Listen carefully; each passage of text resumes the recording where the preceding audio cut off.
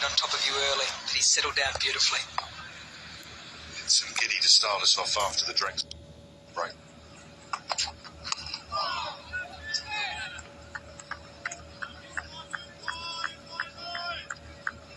I think the reasons why Dean Elgar might not have wanted to bowl at least one of his quick straight after the lunch break. The only thing I could come up with, I'm not sure I'm right, I'm not sure it is a right tactic, but the only thing I could come up with was that he was trying to make this important breakthrough with the spinners, and then his seamers, his quicker bowlers, particularly Norkia, would be fresh to try and blow away the tail. But surely it was straight away after lunch, which was South Africa's opportunity. Smashed down the ground. Stokes had a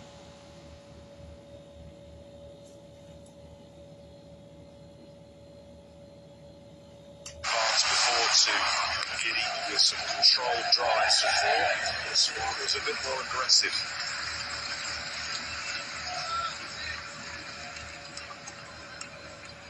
So many of his advancements down the wicket at this end have been some lovely on-drive straight drives along the ground. A bit more aggression straight after a little mini break. Didn't quite get all of it, got enough.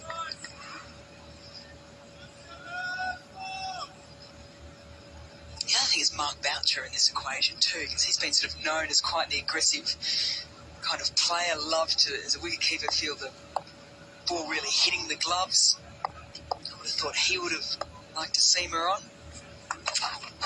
Oh, clever bowling as he missed it. He's been given out. Stokes reviews immediately.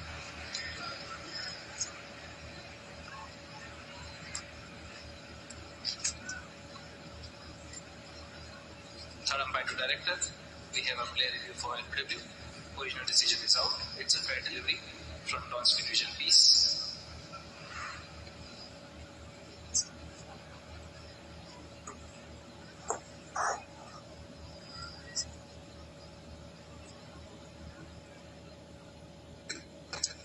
Okay, there is a clear deflection of the bat. Clear deflection of the bat. Thank you. I'll go back to your field. You need to change your decision. We're on screen now. You can signal not out. You need to change your decision. So obviously, third umpire taking little time in overturning that decision. Smiles from Giddy. Cheers from the crowd. Very clever bit of bowling, but not out. And the skill execution here on the delivery was superb.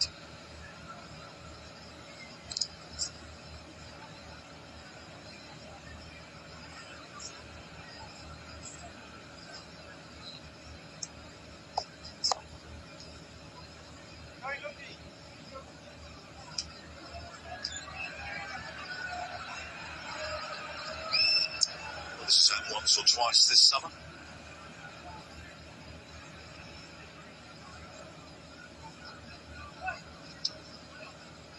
Turning swiftly from the bar.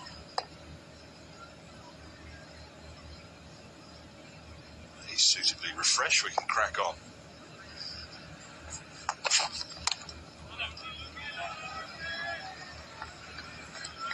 Clever from Giddy though. Second ball back. Sorry, third ball back, but just having been pumped to the boundary, take the pace off. It was a really well disguised slower ball.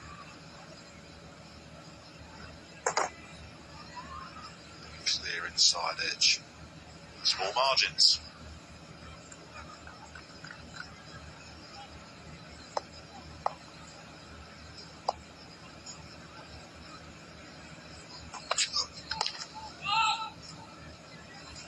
Very simple slow ball, really. It's basically an off-cutter, but there is such little little signs that he's going to do it. It completely bamboozled the England batsmen in the white ball series.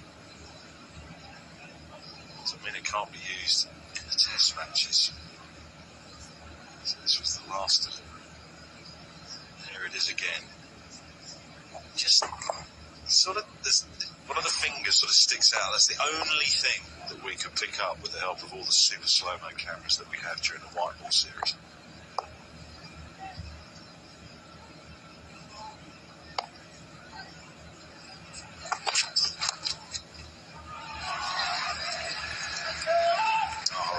world, keep it to 1. 2, 6, 7 for 5.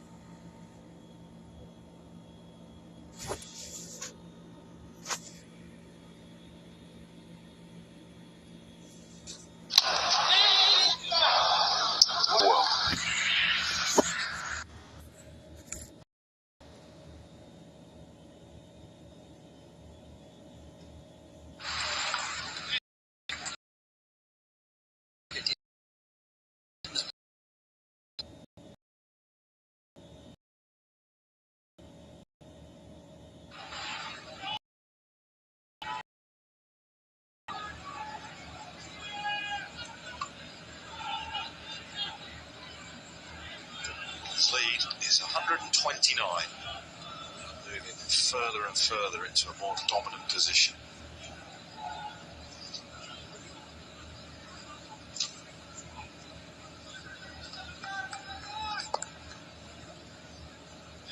For Stokes.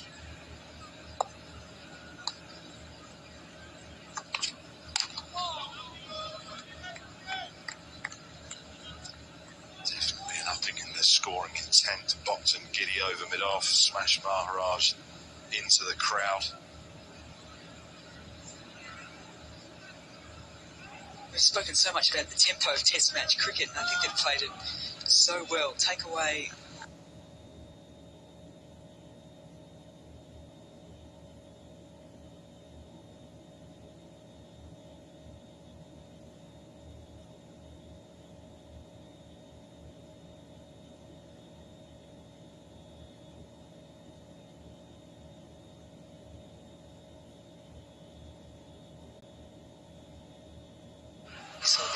the openers, particularly Crawley, sort of grinding it out exceptionally well.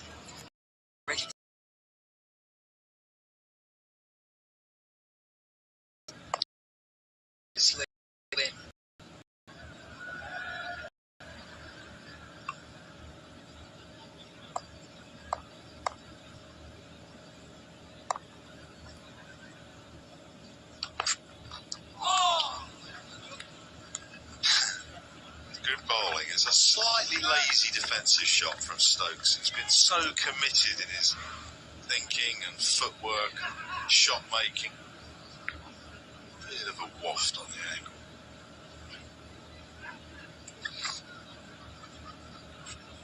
We didn't have to see the seam bowlers of South Africa have to bowl with an older ball in the first test because England only faced 37, 45 overs in both their innings.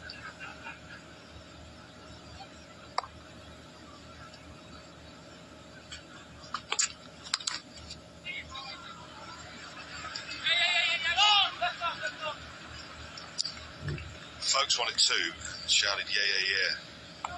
The captain said no, left arm. He knew it was Maharaj, so he didn't have to run around the ball. Good awareness of what fielders are in what positions. Would have been wrong if it was Jack Leach because he throws with his right hand, but he got that spot on.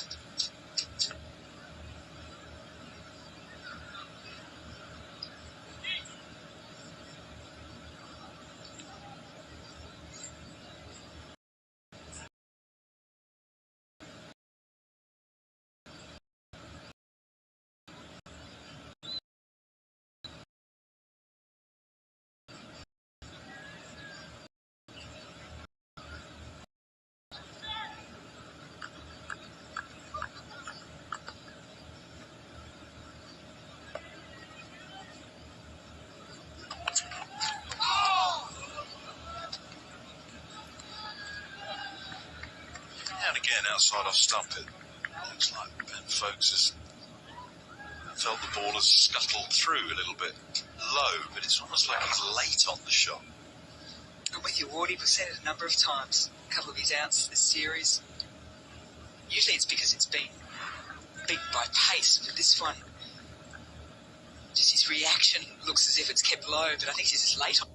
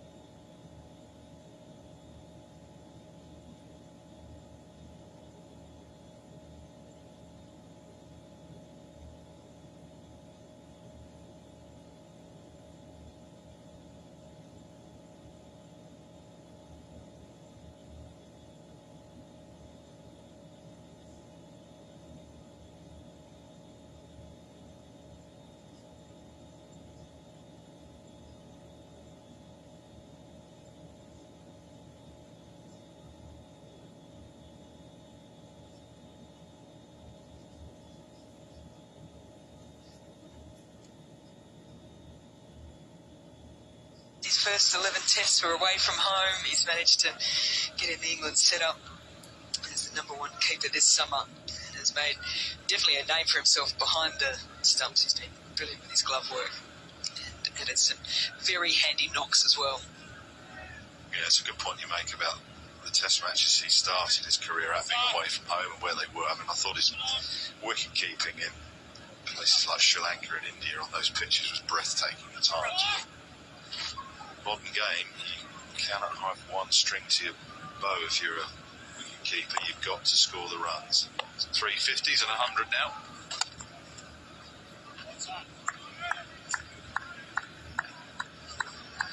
We expect so much of our wicketkeepers these days with the bat, don't we? We blame Mr. Gilchrist for that.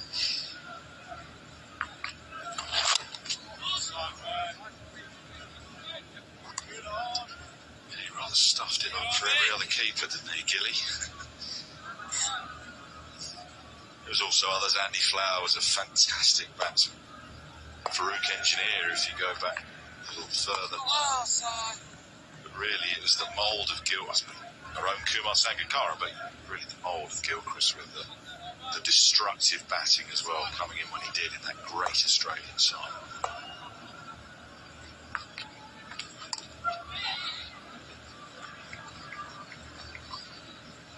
It's funny then when people talk about the best all-rounders, they often don't put in the keeper bats with that conversation. Most people might think it's a completely different category, but absolutely nailing 2 of the 3 skill sets.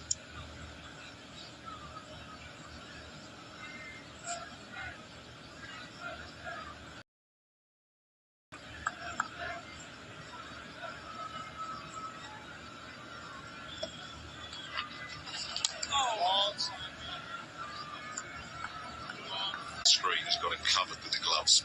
It's about as good as I've seen. Oh, sorry.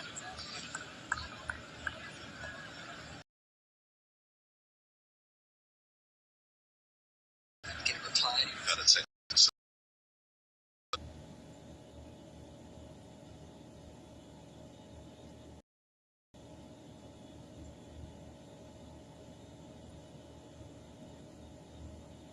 Many a time, Mel, don't worry. I'm not in front of his.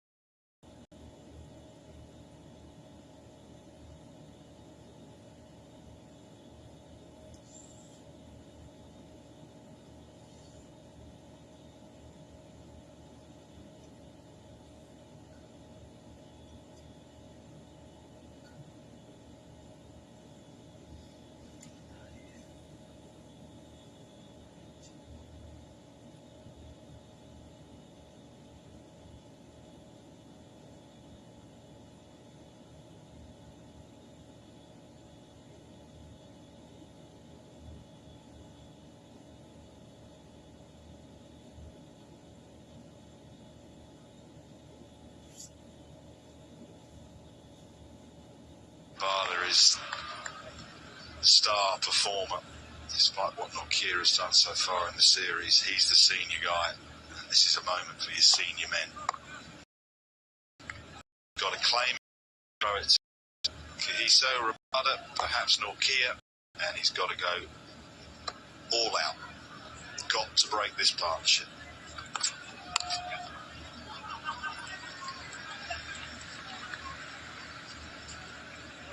I'm with you, Wardy, and one other element to that of why Rabada over Nokia as well is that Nokia's actually struggled at the start of his spells. He's been a little bit short, a little bit wide, and that's the last thing they want with 2 set batters in.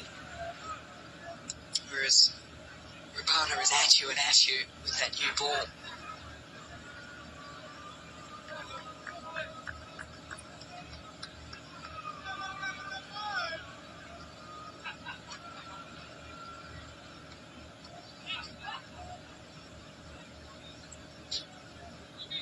Knows it's coming. Right, KG, do something.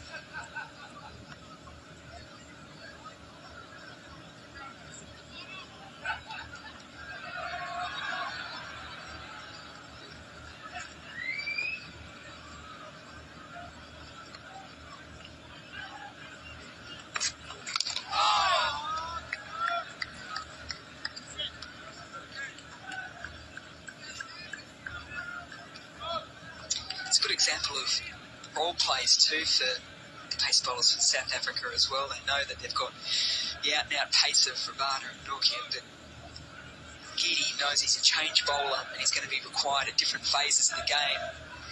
At the moment it's with the old ball and he's doing it well. He's got that wonderful slower ball that almost deceived Ben Stokes. He's been at the stumps.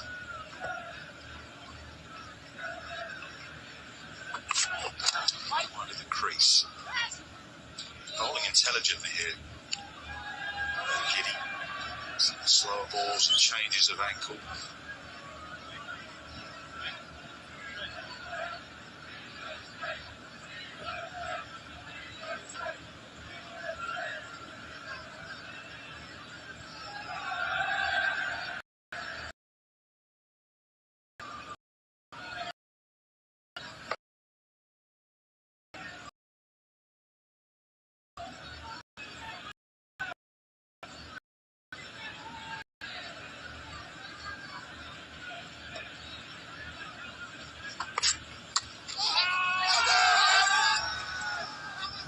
Taking it, it's a breathtaking catch, but I don't think it's out. Did it carry? Umpires are going to go and have a discussion.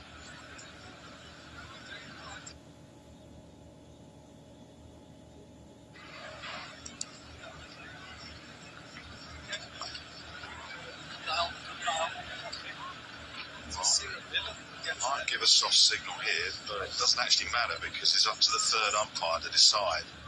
Soft signal is not out, but that is only given in case the technology fails. It's a fair delivery, soft signal is not out.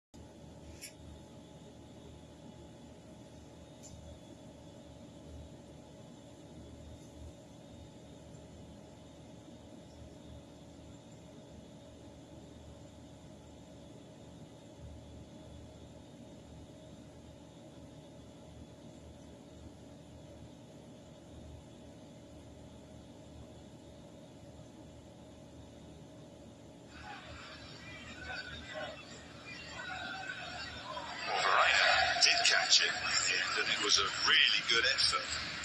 But Pollock is trying to tell us all that he nicked that on the way up. I failed GCSE physics, but I can't work that out. At least you did physics, so at least attempt to pass. I certainly didn't go anywhere near it, but good work by Verena. Yeah, you caught it. Technically stopped it. It wasn't a catch.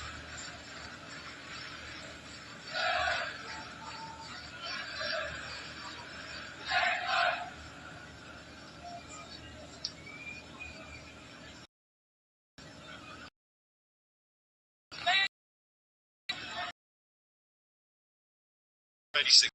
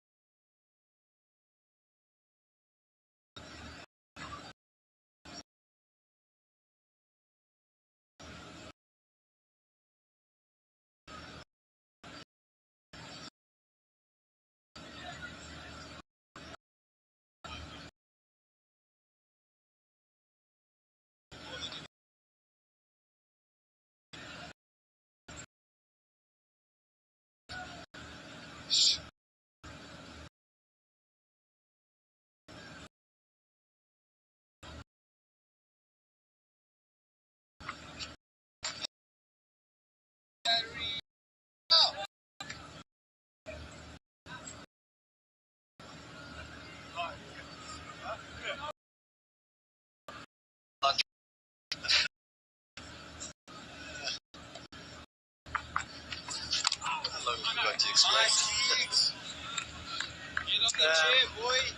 Yeah, I mean, the funny thing is I was calling for Knox here to try and bowl 2 overs before the lunch break, thinking that to try and break the partnership, head into lunch, have a nice rest, and then come back out. So, yeah, I was a bit surprised, to be totally honest. I've tried to come up with some explanations as to why the theory is unfolded.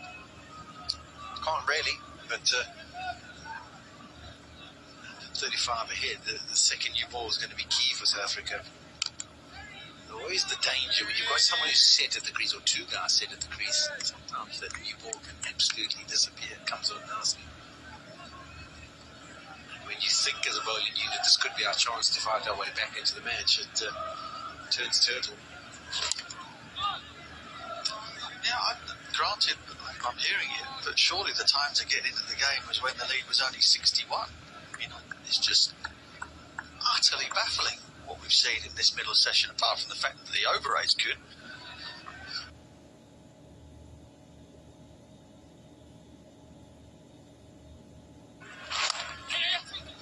Partnership's been excess, taking nothing away from what folks at Stokes have done, but my goodness me, they could have made it more difficult for them.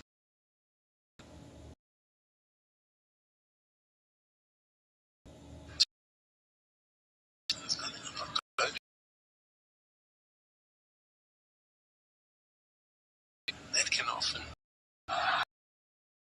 was that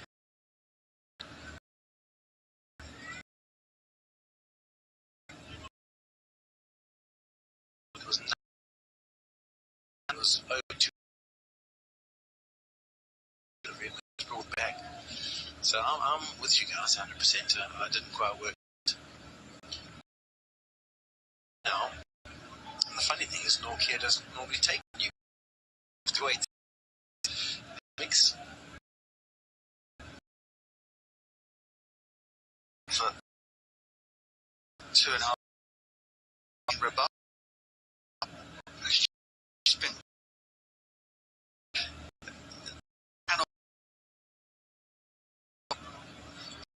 Down the route that they took after lunch. I mean, surely the old adage, and it's a cliche.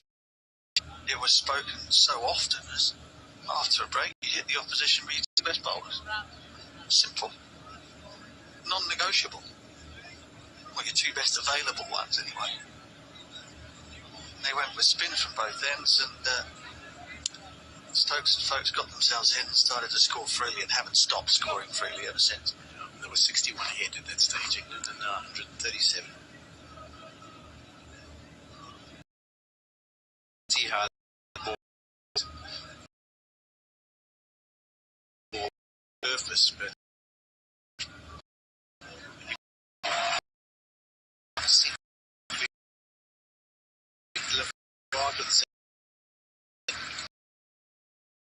easy pick for Ben Stokes, who now hits lunch.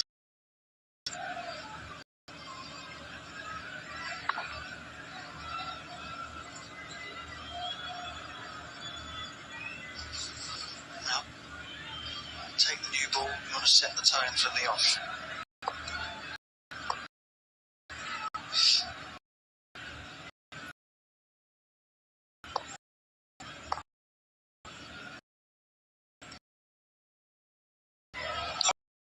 Opportunity that's been created, and unfortunately for South Africa, Aidan Markham, valiant effort, launching himself to the right, but he couldn't hold on to it. Yeah, brilliant effort. Got both hands to it.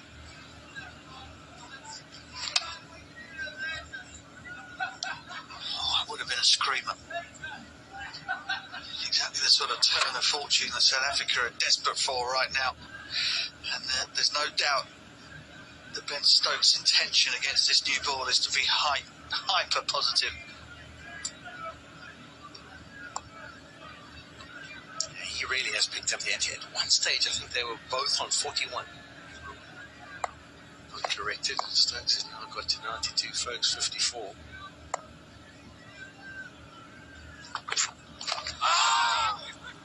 We're looking for the second here. Really gives chase, but it's actually going to be a comfortable 2 in the end.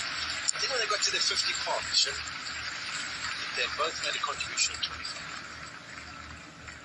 And then all of a sudden, Stokes has come into his own.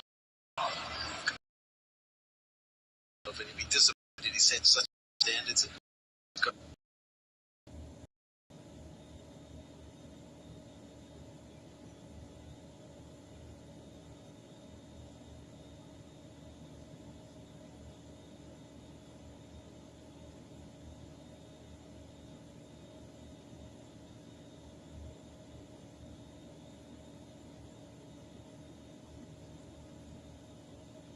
Anderson the next ball. So South Africa at lunch, 1 wicket away from cracking it open.